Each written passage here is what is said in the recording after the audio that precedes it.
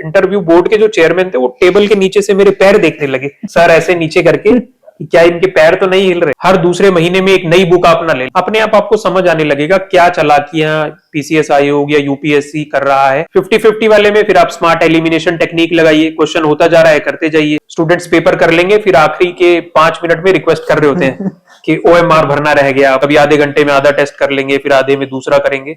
वो आपको नहीं करना। आप जैसे ही प्रीलिम्स का रिजल्ट आता है, लोग दुनिया भर के कोर्सेज ज्वाइन कर लेते हैं कि कोई ऐसा पेन मिले जिसमें फ्लो बहुत अच्छा हो, बहुत जल्दी से आंसर वो कंप्लीट कर सके। तो लग रहा है लॉ एंड ऑर्डर बिगड़ना वाला है, तो हो सकता है आपको दिन में 18 घंटे भी काम करना पड़ जाए। जैसा यूट्यूब पर दिखाया जाता है ग्रैंड एंट्री, ये वो सब चीजें नहीं होती। हेलो दोस्तों, नमस्कार। मेरा नाम विभांश, स्वागत है आप सभी का हमारे एक और नए वीडियो में। तो दोस्तों, आज हमारे साथ यूपी पीसीएस 2018 की परीक्षा में डीवाईएसपी की पोस्ट पर सिलेक्टेड पवन कुमार सर हैं। वर्तमान में अभी सर नोएडा में एसीपी की पोस्ट पर कार्यरत हैं।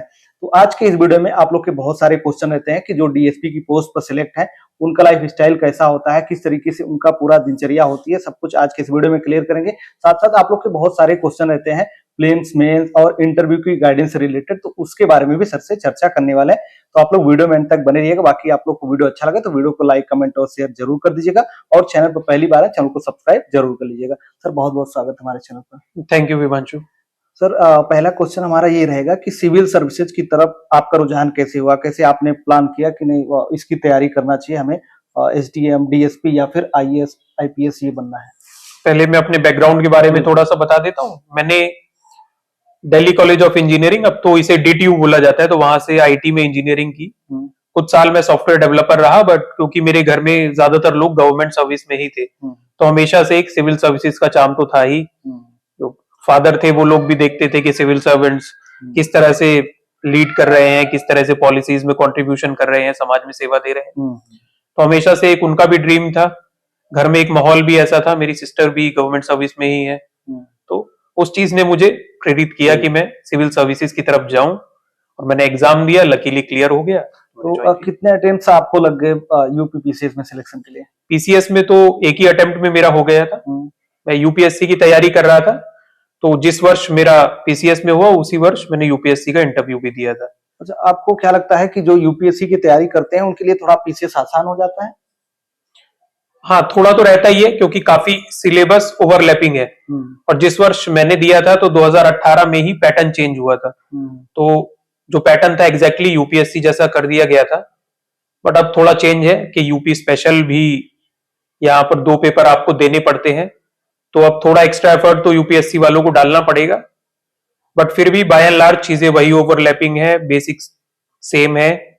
आंसर राइटिंग, इंटरव्यू, प्रीलिम्स, जो स्ट्रेटेजी वहां रहती है वही यहाँ भी है, तो आसानी तो मिलती है। अच्छा सर, आपने 2018 में आपने एग्जाम दिया था, अभी 2025 या 26 का एग्जाम देने वाले हमारे साथ छात्र जुड़े हैं, तो आपका इनके लिए कोई सजेशन, क्योंकि काफी बदलाव हो गया है, काफी चीजें चेंज हो गई है और कंपटीशन का लेवल भी काफी बढ़ गया। पहले प्रीलिम्स की कट ऑफ कम जाती थी, अभी बहुत ज्यादा कट ऑफ जाने लगी है, तो किस स्तर की तैयारी इनको करनी चाहिए? तो जो भी साथी सिविल सर्विसेज की तैयारी कर रहे हैं, मैं ये कहूंगा कि कंपटीशन तो बढ़ता रहेगा, सीटें ऊपर नीचे होती रहेंगी, बट बेसिक्स हमेशा सेम रहेंगे ना। तो सबसे पहले अगर आप सिविल सर्विसेज की तैयारी कर रहे हैं तो आप सिलेबस देखिए, सिलेबस क्या है, उसको अच्छे से कई बार पढ़िए। फिर आप बुक सेलेक्ट कीजिए, कौन सी बेसिक बुक्स हैं। बहुत ज्यादा जो लोग गलतियां करते हैं वो मल्टीपल बुक्स पढ़ने लग जाते हैं। फॉर एग्जाम्पल मैं हिस्ट्री की बात करूं तो लोग स्पेक्ट्रम भी पढ़ लेंगे, और कई और बुक्स भी, एनसीईआरटी भी पढ़ेंगे। दूसरा India after, India post independence, ये वो दुनिया भर के ऑथर्स की किताबें पढ़ डालते हैं। बट होना ये चाहिए कि हमें सिर्फ एक बुक सेलेक्ट करनी चाहिए और उसी को हमें पढ़ना चाहिए। तो ऐसे ही पॉलिटी के लिए भाई आप लक्ष्मीकांत पढ़ सकते हैं, और भी कई सारी बुक्स हैं वो भी आप पढ़ सकते हैं, बट समय बहुत लिमिटेड है आपके पास। तो पहले आप चुनाव कर ले, उस चुनाव में आप टाइम दें कि हाँ ये वाली बुक मुझे अच्छी लग रही है, ये मेरे स्टाइल पे लिखी है, या बाय एंड लार्ज जो हर टॉपर ने बुक सेलेक्ट की है वो एक अच्छा समय लगाकर ही उसने चुनी है, और वही बेसिक सेट ऑफ बुक्स है। अगर आप किसी दुकान पर भी जाएंगे कि भैया मुझे तैयारी करनी है, कौन कौन सी बुक्स है, वो अपने आप आपको लाके बुक्स दे देगा कि ये भैया ये पढ़ी जाती है। तो उन बुक्स के साथ आप स्टिक करें। हर दूसरे महीने में एक नई बुक आप ना ले लें। स्टूडेंट्स क्या सोचते हैं कि 100 क्वेश्चन आने हैं, तो उसमें मान लीजिए आर्ट एंड कल्चर का एक ऐसा क्वेश्चन आ गया जो किसी बुक में नहीं था, फिर कोई एक खोज के आपको देता है, ये देखिए ये उस वाली बुक से आया था, तो आदमी क्या करता है, उस बुक को भी पढ़ने लगता है सिर्फ एक क्वेश्चन के चक्कर में। बट आप ये मानिए कि कट ऑफ कभी 100 में से 100 नहीं जाती। अगर आप 60-70 क्वेश्चन भी बढ़िया से कर ले रहे हैं तो आप सेलेक्ट हो रहे हैं। तो बुक्स को, सिलेबस को बहुत लिमिटेड आप रखिए। लेकिन छात्रों से गलतियां जो आप बता रहे हैं कहीं ना कहीं ये होती ही है कि वही जो आपने बताया कि किसी ने बताया कि ये क्वेश्चन यहाँ से आ रहा है, दूसरी बुक्स पढ़ लेते हैं, तो इन गलतियों से कैसे बचा जाए? क्योंकि गलतियां सभी छात्र करते हैं, जो सिलेक्ट हो गए हैं वो भी कहीं ना कहीं गलतियों से सीख कर आगे बढ़ते हैं। तो आप थोड़ा उनको बताइए कि इस लाइन में चलना चाहिए ताकि गलतियां ना हो उनसे। सबसे पहले स्टूडेंट्स अपना एक टारगेट फिक्स कर लें। प्रीवियस ईयर को आप सिलेबस देखें, उसके बाद आप प्रीवियस ईयर क्वेश्चंस को मल्टीपल टाइम्स पढ़ें।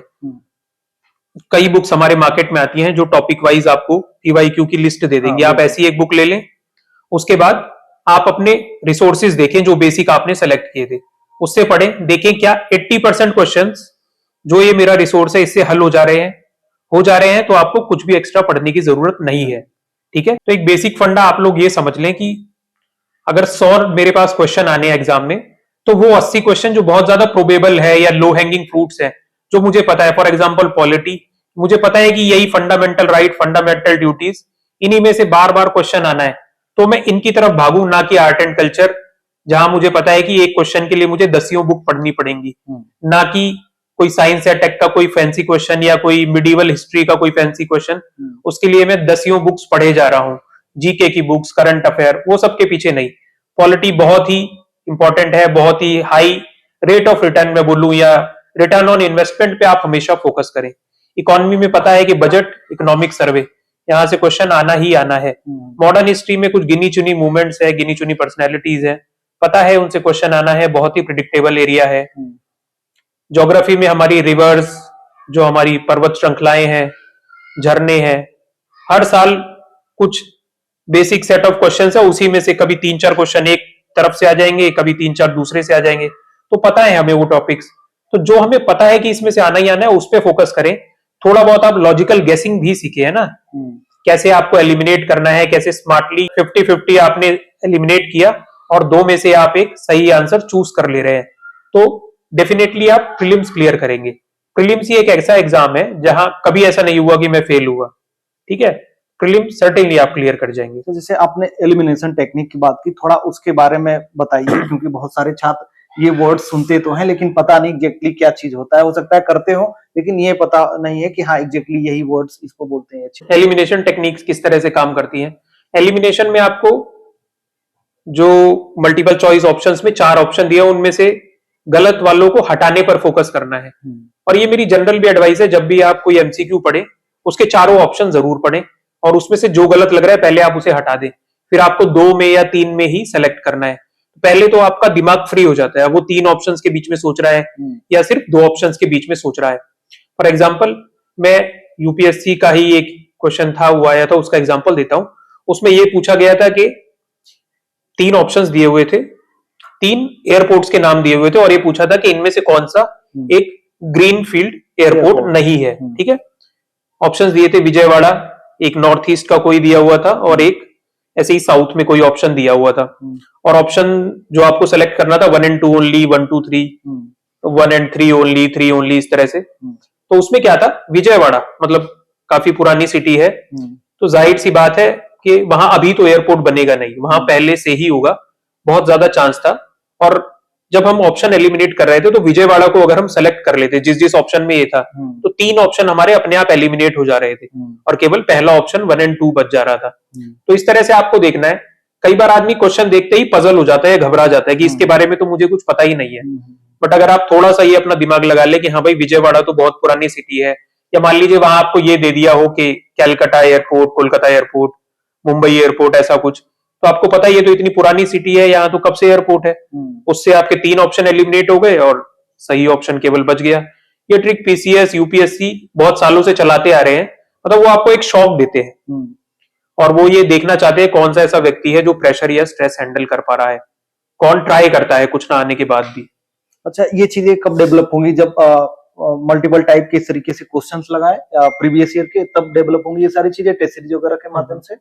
सबसे ज्यादा तो जब आप पीवाईक्यूज को एनालिसिस करेंगे, जब आप PYQs को, ये नहीं कि सिर्फ एक बार, कई बार आप करेंगे, अपने आप आपको समझ आने लगेगा क्या चालाकियां PCS आयोग या UPSC कर रहा है। और आप ये भी मानिए कि इन सबके थ्रू वो आपकी कुछ क्वालिटीज टेस्ट करना चाहता है। फॉर एग्जाम्पल UPSC में मैं आपको बताऊं तो हमेशा वो एक ना एक बाउंसर क्वेश्चन आपको 20 में से देता है।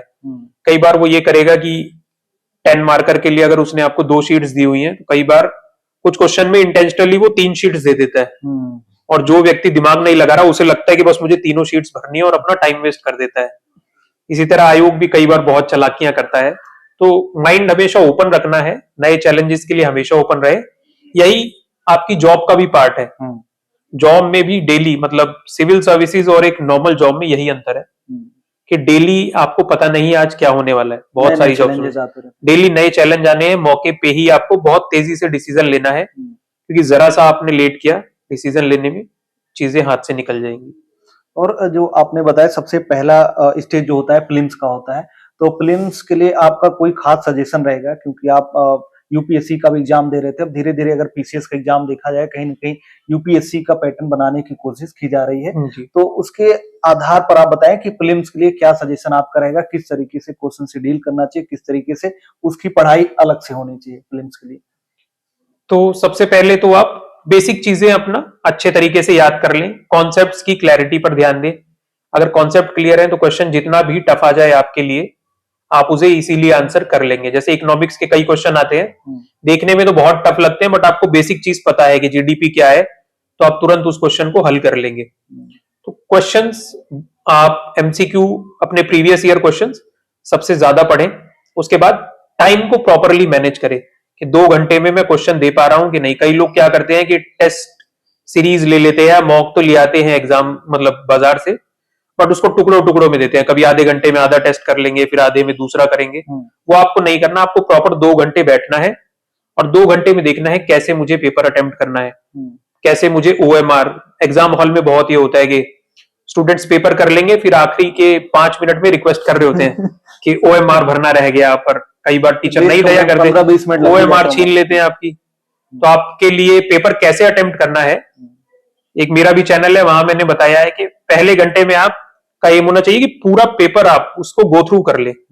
अब जितने क्वेश्चन आपने अटेम्प्ट कर लिए, वो भी मैंने बताया है कि 3 तरह की मार्किंग आपको कर देनी है, right, wrong and leave. Right मतलब जो क्वेश्चन आप श्योर शॉर्ट है, आप श्योर है कि हाँ यही इसका आंसर है, वो आपने मार्क कर लिया। लीव मतलब कि इसे मैं बाद में देखूंगा, पहले राउंड के बाद, अभी मुझे समझ नहीं आ रहा है या 50-50 है। रॉन्ग मतलब मुझे कोई आइडिया नहीं है, जब मैं L वाले क्वेश्चन भी कर लूंगा तब मैं इसके ऊपर आऊंगा अगर समय बचता है तो। पहले राउंड में आप ऐसे सब आपने कर लिया। अब जिस क्वेश्चन के आगे, मतलब 1 घंटे बाद जिस क्वेश्चन के आगे आपने राइट टिक किया, उसको आपको OMR में फिल कर लेना है। अब आपको नेक्स्ट आधा घंटा बचता है। अब आपके पास 1 घंटा बच गया, ठीक है, मतलब 1 घंटे में आपने OMR फिल की, 1 घंटे में आपने पूरा पेपर से गो थ्रू हो गए।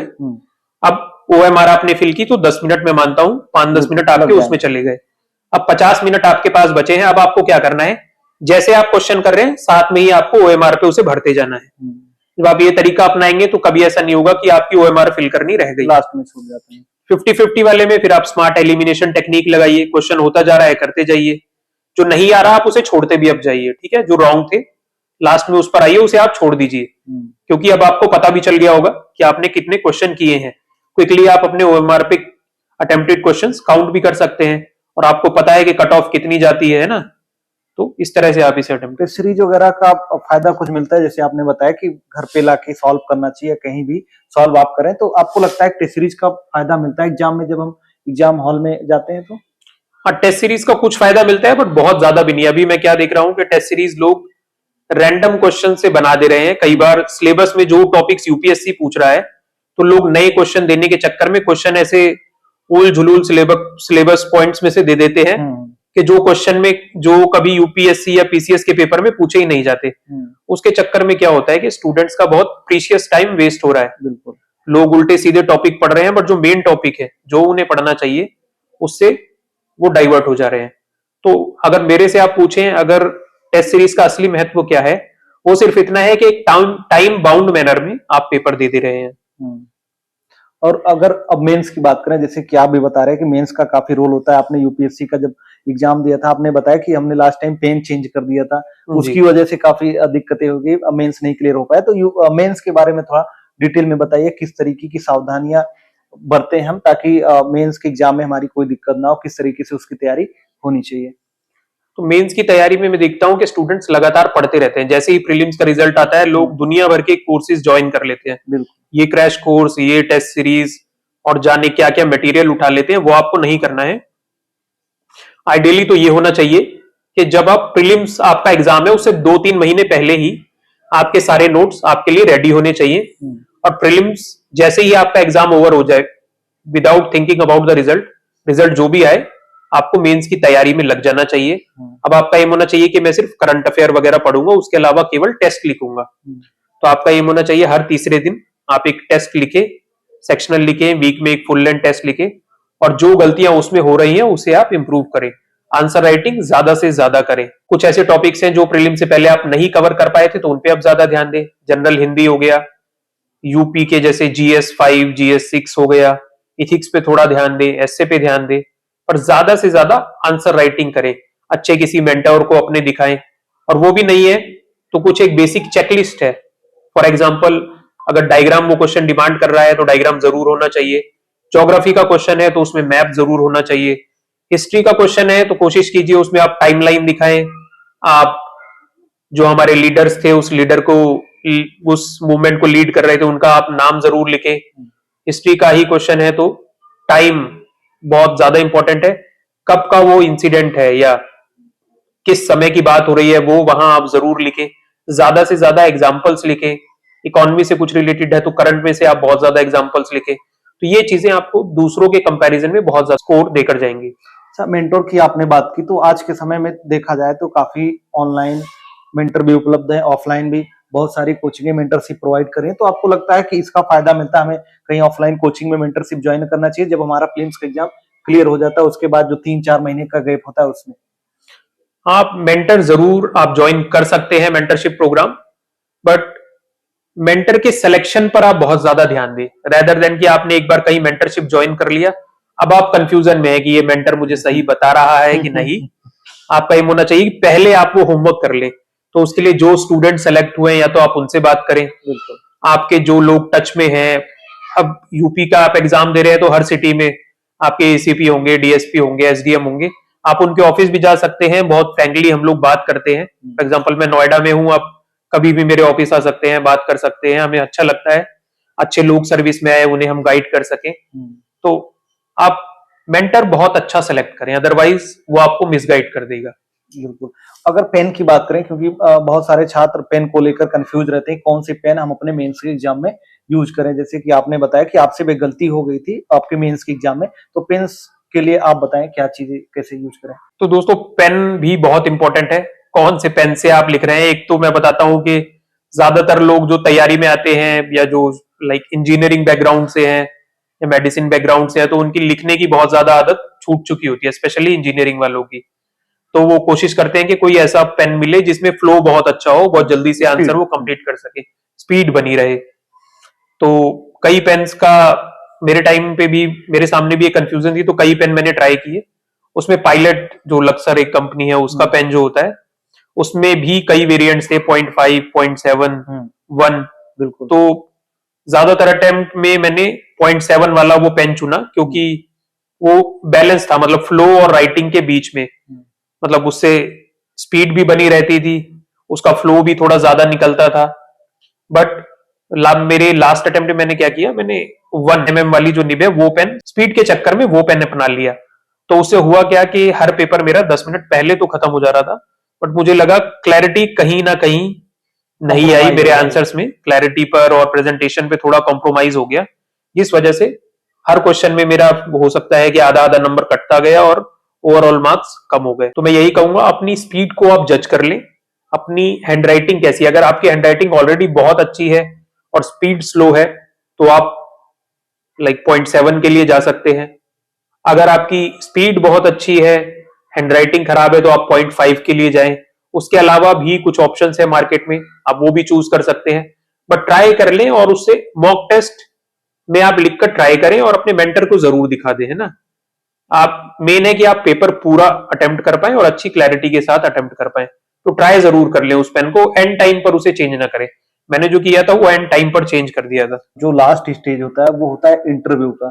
तो इंटरव्यू के लिए आप कुछ चीजें बताएंगे कि अगर मान लीजिए हम तैयारी के फील्ड में आते हैं, मान लीजिए हम प्रीलिम्स की तैयारी करें या फिर मेंस का तैयारी करें, ओवरऑल स्टार्टिंग हमारा पीरियड है, तो कुछ चीजें इंटरव्यू के लिए भी अभी से ध्यान रखी जा सकती है पहले से ही। हाँ, इंटरव्यू के लिए बिल्कुल अभी से ध्यान रखी जा सकती है। फॉर एग्जाम्पल हॉबी के लिए लोग बहुत कंफ्यूज होते रहते हैं कि वो मेरे से पूछेंगे हॉबी क्या है, हॉबी क्या है। तो कोई भी एक चीज जो आपको अच्छी लगती है, फॉर एग्जाम्पल किसी को जिम जाना अच्छा लग सकता है, किसी को रनिंग, किसी को क्रिकेट, तो आप उस हॉबी पे भी थोड़ा थोड़ा ध्यान दें अभी से। उससे क्या होगा कि आपकी मेंटल और फिजिकल हेल्थ भी अच्छी रहेगी बिल्कुल। और इंटरव्यू में कुछ बोलने के लिए भी आपके पास हो जाएगा। बट अगर आपकी कोई अच्छी हॉबी नहीं है तो भी ऐसा कोई घबराने वाली बात नहीं है। मेंस ओवरऑल एक कॉन्फिडेंस का इंटरव्यू एक कॉन्फिडेंस का खेल है और आपकी पर्सनैलिटी का ओवरऑल जजमेंट है। अगर आपको कोई क्वेश्चन नहीं आ रहा तो आप सिंपली वहां नो कह सकते हैं, भाई मुझे नहीं आ रहा, पर आपको वहां झूठ नहीं बोलना, ब्लफ नहीं करना। आपने यहाँ ब्लफ किया और वहां आपके मार्क्स कम हुए। अच्छा, कुछ लोग का ये भी क्वेश्चन रहता है, मान लीजिए 8-10 अगर हमसे क्वेश्चन किया जा रहा है, उसमें से हमने 3-4 के अगर बता दिए कि हमें नहीं आ रहा है, नो बोल दिया हमने, तो क्या उससे इफेक्ट पड़ता है कि हमारे नंबर कम हो जाएंगे? नहीं, उससे इफेक्ट नहीं पड़ता, क्योंकि वहां आपकी पर्सनैलिटी को जज किया जा रहा है। आपकी नॉलेज तो भाई प्रीलिम्स और मेंस में ऑलरेडी टेस्ट हो चुकी है, तो आप सिंपली नो बोल सकते हैं। या अगर आपको लगता है तो आप ये विद देयर परमिशन आप बोल सकते हैं, सर मुझे अभी ध्यान नहीं है, आप 1 मिनट दे तो मैं सोच सकता हूँ। इस तरह से आप उनसे रिक्वेस्ट कर सकते हैं। वो ये टेस्ट कर रहे हैं कि आप कैसे सिचुएशन को डील करेंगे। मान लीजिए ऐसा एकदम ही ऊटपटांग कोई क्वेश्चन दे दिया, XYZ चीज क्या है जिसके बारे में आपको कुछ नहीं पता, तो वो आपका रिएक्शन देखना चाह रहे हैं कि आप घबराते तो नहीं है। फॉर एग्जाम्पल जब मैं इंटरव्यू दे रहा था तो इंटरव्यू बोर्ड के जो चेयरमैन थे वो टेबल के नीचे से मेरे पैर देखने लगे सर ऐसे नीचे करके कि क्या इनके पैर तो नहीं हिल रहे। तो इस तरह से भी होता है। और कई बार ऐसा होता है कि जानबूझ के वो कुछ ऐसे एक्शन करेंगे, ऐसे सर पे हाथ रख लेंगे कि कि आप क्या रिएक्ट करेंगे, कि आपको देखकर ऐसा लगेगा कि मतलब आपसे बहुत हताश हो गए वो लोग। फिर वो आपका रिएक्शन टेस्ट करते हैं कि आदमी घबराता है कि नहीं, उसके बाद भी क्या ये उस कामनेस के साथ अपना इंटरव्यू दे पा रहा है। फॉर एग्जाम्पल मैंने बताया जैसे मेरे केस में वो इंटेंशनली इस तरह के जेस्चर्स बनाने लगे कि मुझे लगे कि यार बड़ा खराब इंटरव्यू चल रहा है इसका, जबकि ऐसा नहीं था। बाहर में निकला तो 1-2 और कैंडिडेट्स ने बताया हाँ हमारे साथ भी ऐसा हो रहा था। अच्छा, अब बात करें आपकी जॉब प्रोफाइल को लेके। बहुत सारे छात्र जानना चाहते हैं कि डीएसपी की लाइफ कैसी होती है, कैसा उनका दिन बीतता है, क्योंकि काफी बिजी शेड्यूल होता है। तो अपनी दिनचर्या के बारे में बताएं, कैसे क्या चीजें रहती हैं। तो एक डीएसपी का जो लाइफस्टाइल है, बाय एंड लार्ज आप कौन से मतलब डीएसपी तो आपकी एक पोस्ट है, बाय एंड लार्ज आपको क्या रिस्पॉन्सिबिलिटी दी गई है उस पर डिपेंड करेगा आपका लाइफस्टाइल किस तरह का है, ड्यूटी आवर्स किस तरह के हैं। फॉर एग्जाम्पल आप ये हो सकता है कि आप एसीपी ट्रैफिक हो किसी जगह तो लाइफस्टाइल दूसरे तरह का होगा, है ना। क्योंकि ट्रैफिक जो हमारा है बाय एंड लार्ज वो सुबह अर्ली मॉर्निंग शुरू होके रात को थोड़ा जल्दी खत्म हो जाएगा। वहीं आप क्राइम में हैं तो रात को आपको थोड़ा ज्यादा मुस्तैद रहना पड़ेगा। वर्किंग आवर्स 12 से 2 बजे तक भी खिंच जाते हैं कई बार, या कोई अप्रिय घटना हो गई तो आपको रात को एकदम से भागना पड़ेगा, कोई एक्सीडेंट हो गया अर्ली मॉर्निंग भागना पड़ेगा, या कोई आपको लग रहा है लॉ एंड ऑर्डर बिगड़ना वाला है तो हो सकता है आपको दिन में 18 घंटे भी काम करना पड़ जाए। तो चीजें वेरी करती हैं बहुत ज्यादा, बट ओवरऑल बहुत ही डायनेमिक है लाइफ एक डीएसपी की, मैं कहूंगा। हर दिन एक नया चैलेंज है, हर दिन आपको कुछ नया सीखने को मिलेगा, हर दिन आपके पास अपॉर्चुनिटी होगी कि आप किसी की समस्या हल कर पाए, किसी की मदद कर पाए, जो बहुत ज्यादा सेटिस्फेक्शन आपको देगी। और जब नई नई चीजें आप देखते हैं, नई नई चीजें आप सीखते हैं तो बहुत मजा आता है आपको उसमें। तो क्या ऐसे नहीं रहता कि जैसे और सभी का है कि आपको 10 बजे ऑफिस जाना है, जहां भी आपका ऑफिस हो आपको जाना है, उसके बाद शाम को 5-6 बजे लौट के आना है, ऐसा कुछ हावर्स फिक्स नहीं होता इसमें? नहीं, बाय एंड लार्ज मतलब बाकी जॉब्स का मैं ज्यादा नहीं कह सकता, बट पुलिस की जॉब में 24/7 आप ड्यूटी पर हैं।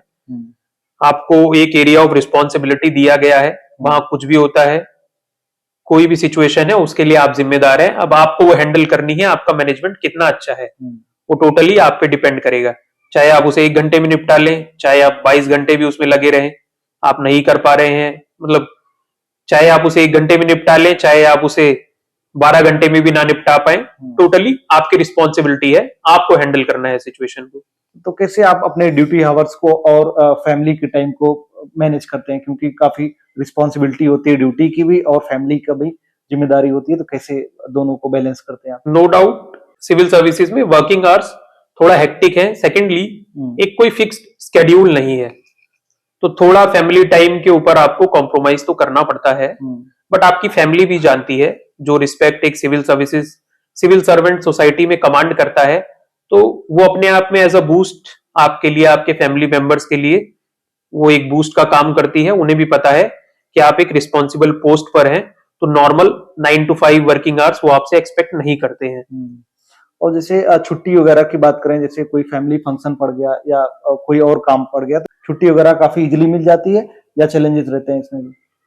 देखिए, छुट्टियां बाय एंड लार्ज तो मिल जाती हैं, बट कई बार कुछ ऐसी सिचुएशंस आ जाती हैं कि जहां आपको खुद ही नहीं लगेगा कि अब मैं छुट्टी लूं, है रिस्पॉन्सिबिलिटी ना, क्योंकि आपके ऊपर रिस्पॉन्सिबिलिटी है, आपसे एक्सपेक्टेशंस है, अकाउंटेबिलिटी है, तो आपको खुद ही नहीं लगता मैं कि इतनी इंपॉर्टेंट चीज वहां खड़ी है तो अपने पर्सनल किसी चीज के लिए मैं छुट्टी लूं।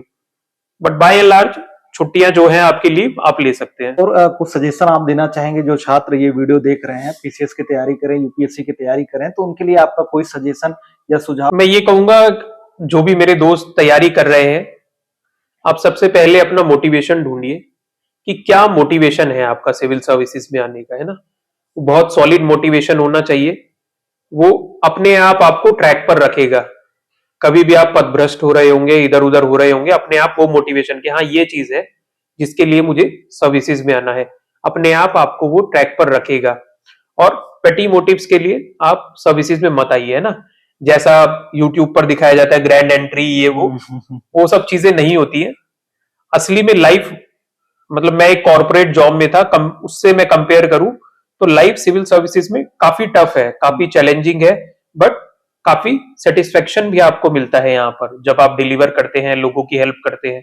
तो इस मोटिव से आप सिविल सर्विसेज में आइए, बहुत मेहनत करते रहिए। ये आपका यूथ का जो टाइम है जिसमें आप ये कॉम्पिटिटिव एग्जाम दे रहे हैं, ये बहुत प्रीशियस है। एक सेट टारगेट रखिए, 1 साल 2 साल 3 साल, कि केवल यही 3 साल है जिसमें मैं अपना जो भी अटेम्प्ट देना है दूंगा। इसमें हो गया तो बहुत अच्छा, वरना मैं किसी और डायरेक्शन में मूव कर जाऊंगा। अगर आपको लोगों को सही में सर्व करना है तो उसके और भी रास्ते हैं।